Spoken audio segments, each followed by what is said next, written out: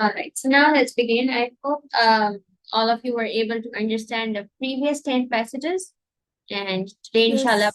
we'll do the rest of them and we'll complete um, the question. I will complete question one of paper two, basically. Okay? And in the next class, we'll begin with history and importance of these. And on Sunday, on next Sunday, we'll do past papers of both of them. Okay? So let's begin, inshallah. Um, so this Hadith Mubarakah, it's very simple. Modesty produces nothing but good. So the teachings of this Hadith Mubarakah are that modesty is of both body and mind and helps create a morally pious and respectful society. So the words that I'm highlighting or underlining, these are your keywords, okay? So they should be a part of your script. That being modest is going to make you morally, it's going to make you pious. And eventually, if you are going to be pious and if everyone becomes pious, then our society will become respectful towards one another. And by being modest, a believer will not promote their interest or position, but will consider themselves as part of community and seek to create a peaceful and upright society. Modesty is what makes a person ashamed when they do something wrong. So, Prophet peace be upon him made modesty a condition of faith and has said that one must consider others in the same way as one considers oneself. And if properly understood and practiced, modesty can only produce good, as the Hadith says. So, if we become pious, we make a society which is upright, and we become a part of society that feels ashamed when we do something wrong.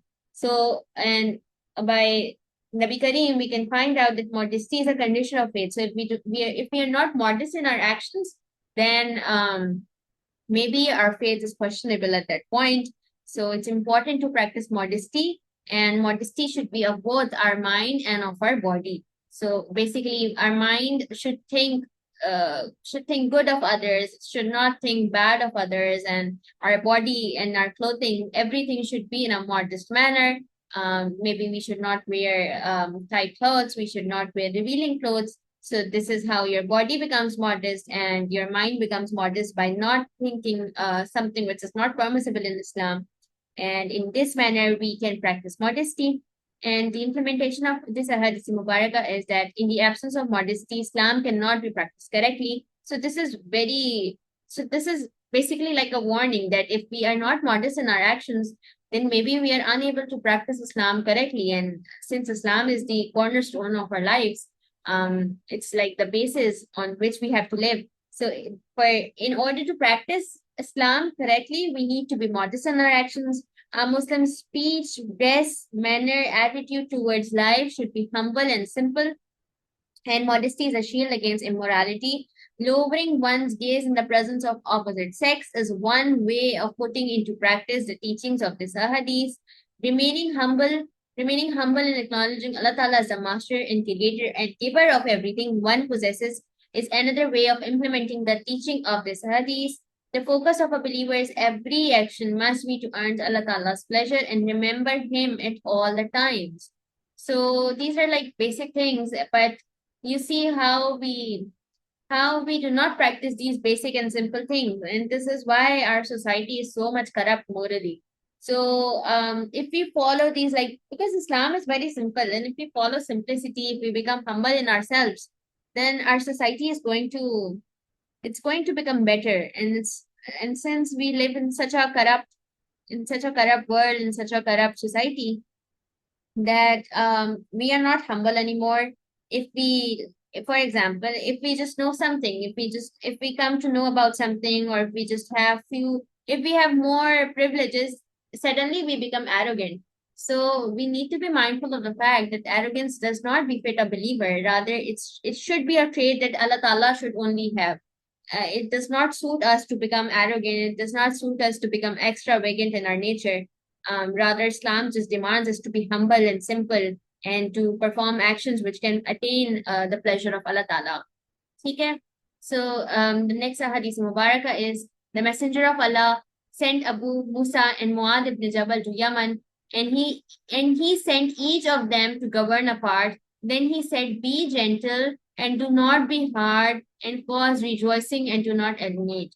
So the teachings of this Hadith Mubarakah are the teaching given in this Hadith is specifically focused on the responsibilities of Muslim rulers. So now we're talking about the responsibility of a Muslim ruler, and it tells them to work for the welfare and prosperity of their people, and that they should show kindness and justice towards the people they govern. Acha. So as far as this Hadith Mubarak is concerned, we should just not think that this Hadith does not befit us. Rather, it is for us as well. Mainly, they're talking about Muslim rulers, but you can also be a ruler in your own places. For example, if a group is being taught by a teacher, so that teacher at that time she is the ruler of that class, right? So if that teacher should, for sure, she should show kindness and justice towards her students, and she should fulfill their rights, because the students have rights on their teachers as well. Similarly, for a family, we consider our fathers to be the head of the family, right? So the father is supposed to show kindness, he's supposed to show justice between the family members. So this is just not applicable on Muslim rulers, rather it is applicable on all the people who are leading maybe their school, maybe their family, maybe their society. For example, in various communities, we have like a president of a particular society, right? So that president of the society, he should be gentle and he should work towards the welfare of the people. So this is what this means. So just do not think that this is only applicable towards Muslim rulers. Muslim rulers could be in any form. Okay? The hadith also carries a broader instructions given specifically to the two emissaries of the Prophet, peace be upon him, to impart religious instructions with gentleness so that people are more inclined towards Islam. The Prophet, peace be upon him, said, so here comes a reference, it's important. Okay, the best rulers are those whom you love and they love you. So it's important that if there's a Muslim ruler, then he should be gentle towards the fact when he's preaching Islam. So Islam can never be taught or Islam can never be preached in a harsh manner. Rather, it should be preached in a very soft manner so that people could come towards Islam rather than running away from Islam, because this is what usually Islamic scholars do, that they're too harsh in their manner, they're too harsh in their speech, that people just run away, especially our youth. And this is one of the reasons why our youth is not inclined towards Islam, that our Islamic scholars, they unfortunately, they just become so harsh while preaching that our youth becomes intimidated by them. So it should be a part of us to be gentle, because Islam was preached by Nabi Kareem in a gentle manner. He never forced anyone to accept Islam. He never scolded people around him. So this is how Islam is preached and Islam is taught. Okay? And the implementation of this Ahadith Mubarakah is that rulers and people in authority should bear in mind that ultimate authority lies with Allah Ta'ala only, and that positions of authority should be considered as a trust from Allah Ta'ala. Muslim governments and rulers should be fair in their actions. So we should be mindful of the fact that when we are ruling certain groups, then we should be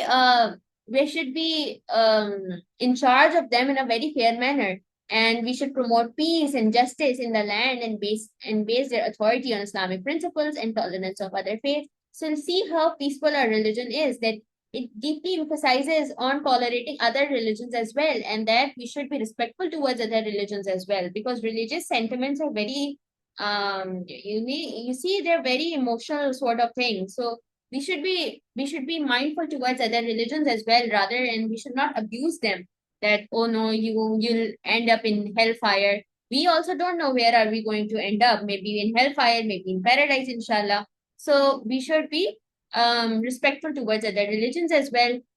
And then a man once complained to Prophet, peace be upon him, that Muad ibn Jabal recited long surahs in prayer, which caused him hardships as he did manual work all day, and by night he was tired. The Prophet, peace be upon him, instructed Muad to recite shorter surahs when leading prayers. So see how such a beautiful example this is, that our so someone who first the prayer and someone who leads the prayer is known as Imam, right? So the Imam of Masjid should take care of the people who are behind him, who are there to offer salah. And he should be mindful of the fact that people are tired by night, so they should recite smaller surahs. And this is how Nabi Kareem also emphasized on reciting shorter surahs during the prayers. Because we need to be mindful of everyone who is in the group, and we need to consider everyone rather than just saying that no, I'm the Imam Ikab, I'm the Imam of Masjid, and I'll do what I'll wish. But the Imam was also instructed by Nabi Kareem to to recite shorter surahs. Okay, have all of you understood? Yes. All right. So the next Hadith Mubarakah is that religion is sincerity. We said to whom the Prophet said to Allah, His book, His messenger, the leaders of the Muslims, and to their common people. So the teachings of this Hadith Mubarakah are that the key word in this Hadith is nasiha, which means sincerity or advice. So nasiha is an important word you'll have to remember. It means sincerity or advice. The Prophet, peace be upon him, is telling Muslims to show sincerity to Allah Ta'ala, His messenger, His book. It includes Quran and all the messengers, the leaders of the community, and to the common man. Achha. So I was saying that Prophet is telling the Muslims to show sincerity to Allah Ta'ala, His messenger, His book, the leaders of the community, and to the common man. So the teachings in this hadith emphasizes that all actions that are done must be backed by sincere faith for them to be meaningful. For example, sincerity to Allah Ta'ala can be shown by keeping faith in Him at the most difficult times and not by simply saying, I believe in Allah Ta'ala. So this is very essential for us, and it's a very important take-home lesson that we can only be sincere to Allah Ta'ala when we trust Him completely. That does not mean that I say that I believe in Allah Ta'ala. No. Our belief is only tested when we are in difficult times. So difficulty is a sort of confirmation that whether you believe in Allah Ta'ala, whether you believe in His plans, and if something does not go as per our plan, are we able to accept what Allah Ta'ala has decreed for us? So this is what this means, that we need to be sincere towards Allah Ta'ala. That if we say that I believe in Allah Ta'ala, it should reflect in our actions as well. And Muslims should be sincere to Nabi Kareem and acknowledge him as the last prophet and make an effort to learn about his life and his struggles and having respect for him. Sincerity to the Quran means believing that it is a sacred book of Allah Ta'ala. The righteous leader should be obeyed and compassion must be shown to humanity at large. So you see how all the Ahadith Mubarak are reflecting to the fact that we should be humble, we should be simple, we should be sincere towards our fellow beings. And this is something which is missing in our communities these days, that we are unable to be sincere. We just want to see the downfall of our fellow beings. Nauzubillah, that's something very bad.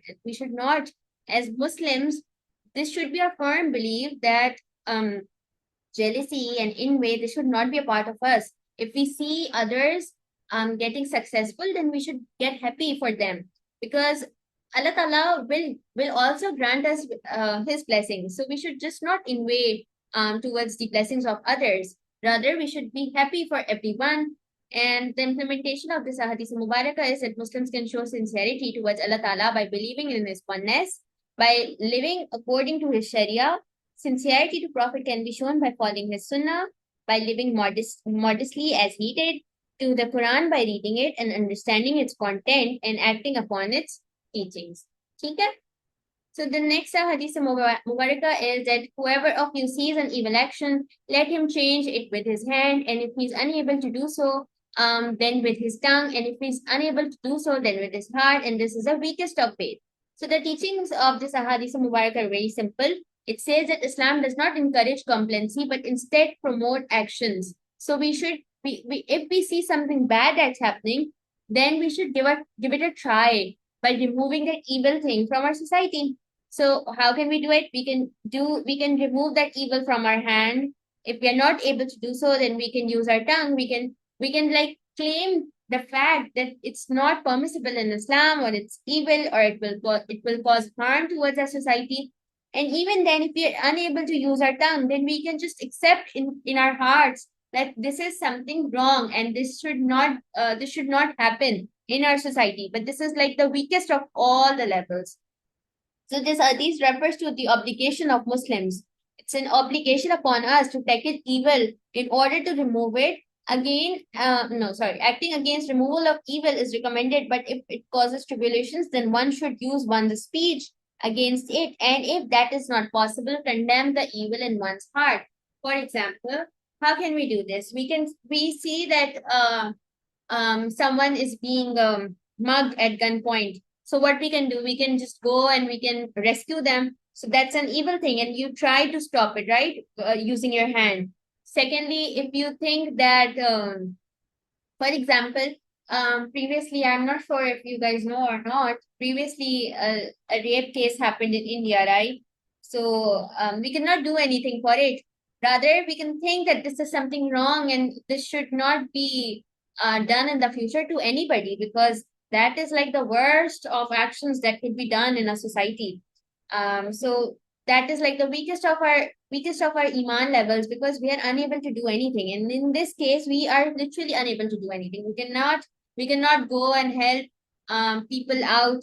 Rather, we can just condemn the action that occurred, right? And implementation of this Ahadith Mubarakah is that we could report corruption if we think that there's some sort of corruption happening around us, for example, electricity theft or bribes that are being paid to attain jobs or cheating. We could like report them to the authorities. I know that authorities are also not very reliable, but that's the least we could do. Okay. Okay, so the next Hadith Mubarakah is, I and the man who brings up an orphan will be in paradise like this. And he pointed with his two fingers, the index finger and the middle finger. So the teachings of this Hadith Mubarakah are, the teaching given in this Hadith to all Muslims is to care for the orphans, to show compassion for them and to protect them. Great reward has been promised for showing care to orphans, and orphans are the responsibility of the entire Muslim community, and their care is the moral duty on all Muslims. Okay? And the implementation is, the teaching of this hadith can be put into action in several ways. Firstly, a Muslim can provide food, clothing, and shelter to an orphan child. And if the orphan's father died with debt, it could be paid off by another Muslim. Marriages of orphan children can be arranged with their consent to suitable suitors, and their wedding expenses can be paid for. Emotional support is another way that can help orphans. So you see, orphans are those whose parents are not alive. So it's essential for us to take care of them, and it's essential for us to protect them because they are very vulnerable, right? And how can we do so? How can we protect them? We can protect by keeping them in our homes, by treating them with great love and respect, by providing them with food, or if they have reached a certain age, we can help them to get them married, and we can provide them clothing, we can provide them food, we can provide them education.